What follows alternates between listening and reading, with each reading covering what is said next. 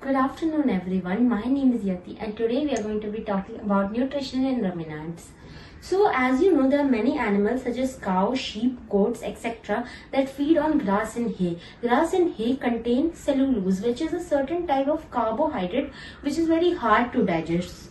So these animals which can digest cellulose have a 4-chambered stomach and they regurgitate the food. This process is known as rumination, and the creatures that can do rumination are known as ruminants. So a ruminant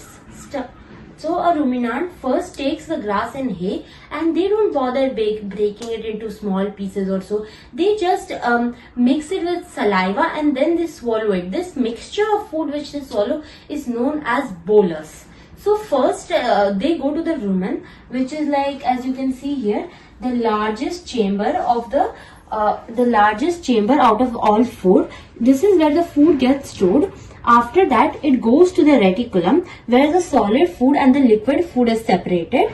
And this reticulum, after separating the solid food and the liquid food, it sends the food back into the mouth for extra chewing. Like I told you before, they don't completely chew or like make the food digestible enough. So the food is sent back into the mouth for it to be chewed and mixed with saliva again, and then it is sent back into the reticulum. This process can happen several times.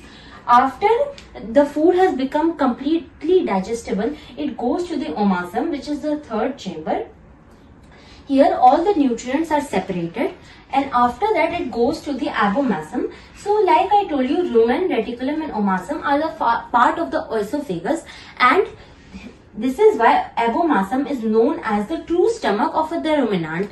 So after there, all the food is like completely digested and the digestive enzymes and all do their part there. After that, it is transferred into the small intestine where all the nutrients are absorbed, and after that it is transferred to the large intestine where all the waste water and the undigested food is there. The small intestine and the large intestine are connected by a pouch called cecum, and after that, after the large intestine does its work, it is stored and then excreted.